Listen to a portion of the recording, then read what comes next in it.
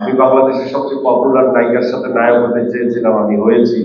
সেটা আমার স্বপ্ন ছিল, আমি শাবনূরের বিপরীতে নায়ক হবো, সেটা আমি হয়েছি। এবং শুধু হইনি, আপনারা সেই ছবিগুলো প্রত্যেকে মনের ভিতরে রেখে দিয়েছেন। জীবনের গল্প, গ্রামগঞ্জের প্রীতি, এই যে দুনিয়া, পাষাণের প্রেম। আমি মনে করি যে এই 4টি-5টি ছবির ভিতরে 2টি ছবি সবার মনে হৃদয়ে গাঁথা আছে। এটা আমার জীবনের অর্জন। টেলিভিশনে আমি অভিনয় করেছি, সেখানে অভিনয় করতে করতে একসময় আমার বিরতিতে আসতে হয়েছে অনিচ্ছায়। আমি অন্য উপস্থাপনা শুরু করি। এখন টেলিভিশন এবং ফিল্মের মাঝামাঝি ওটিটির মধ্যে আছি। কতদিন থাকতে পারবো জানি না।